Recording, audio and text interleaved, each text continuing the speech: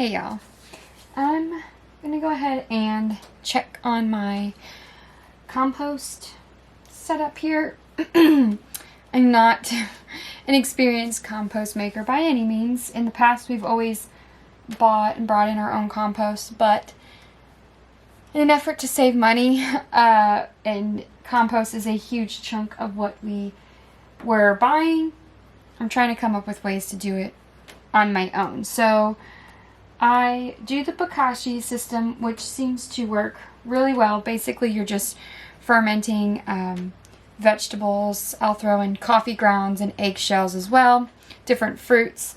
You can even do onions and potato skins. So that seems to be working really well. And I have a tub here that is just the bokashi and some cow manure, and then I put that straw on top, and it's pretty broken down. Like, there's no vegetable particles in there, there's just some eggshells, and those seem to take a really long time to break down. So I think that's what I'm going to start doing, just getting different tubs and stacking them here in the greenhouse and adding bokashi, adding manure, adding straw or leaves or something like that to it, and letting that sit, and then putting it out on the garden.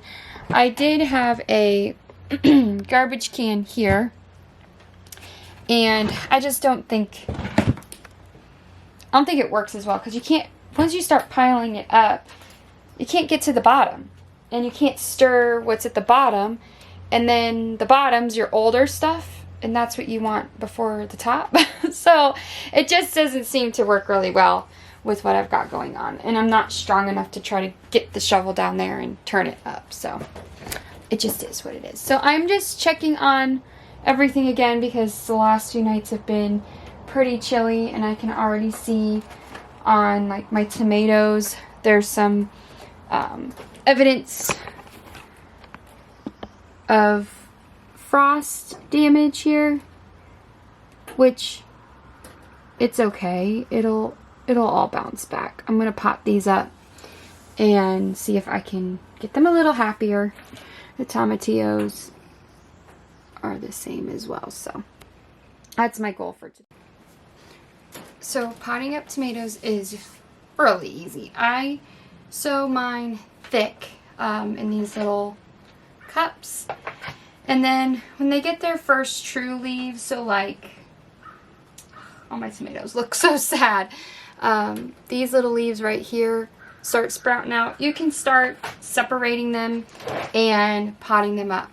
I probably would have waited until they were a little bit bigger, but they were looking pretty rough. Like I said earlier, we had a few nights where it got close to freezing in the greenhouse, because my greenhouse isn't heated, and it kind of wilted them and shocked them a little bit. However, tomatoes are super resilient, and I'm 100% confident that they're going to bounce back. So I just take my little clump of tomatoes, and I just gently separate them. And you got your little tomato there. And all of these, let's see, all of these little, like,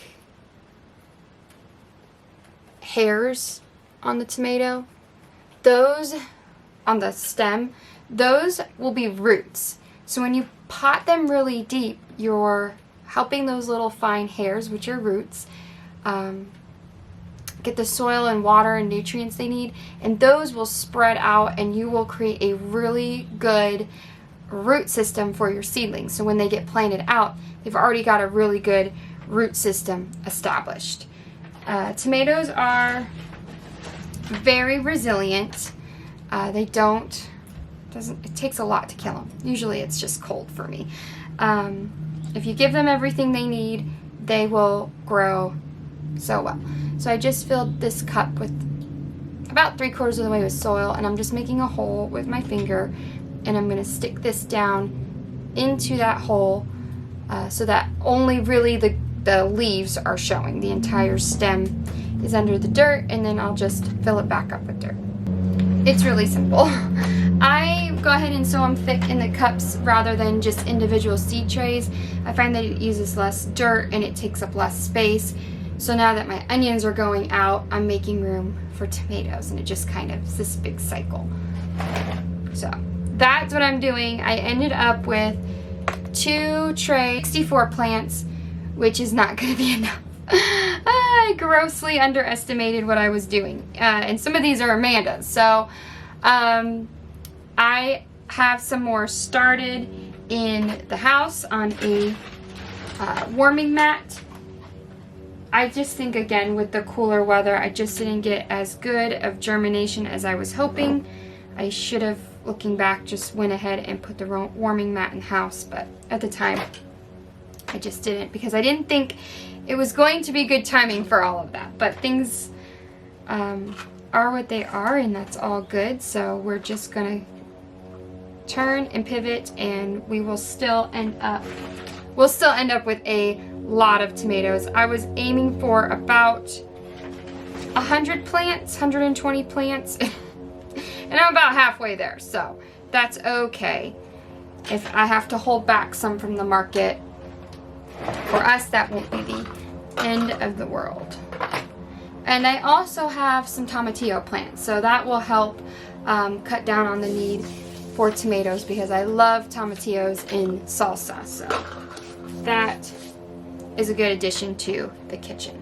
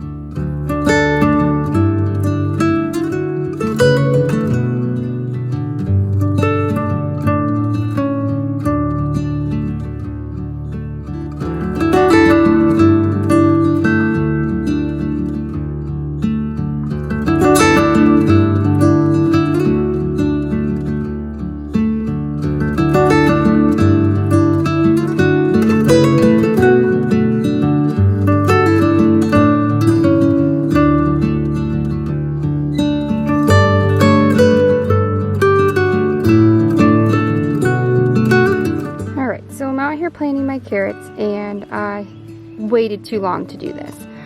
They're getting a little root bound, and you can see carrots are already starting to form. So last year I planted them out when they were about this size, and I was able to kind of gently spread them out into a row, and they grew so well.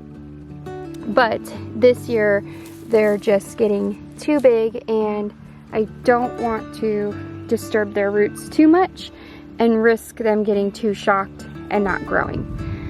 So I'm just gonna go ahead and just plant them out in these clumps, and as they grow and get bigger, I'll just come through each clump and thin out some smaller carrots and greens, and we'll still get to enjoy them and eat them. So for now we just have little carrot clumps, which I think will be just fine.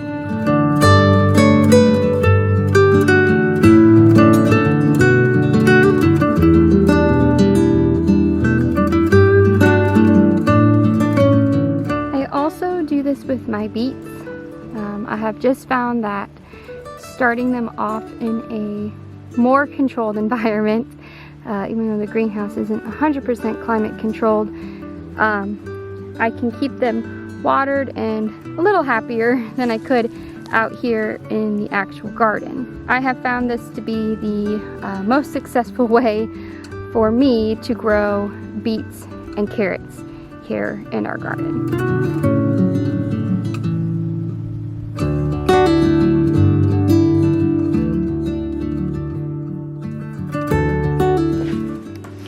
Alright, the tomatoes are potted up, the beets and carrots are in the ground, and the greenhouse is watered. So I'm feeling pretty good about my garden to-do list today. So I think that's going to be all for now. May the Lord bless and keep you. Until next time.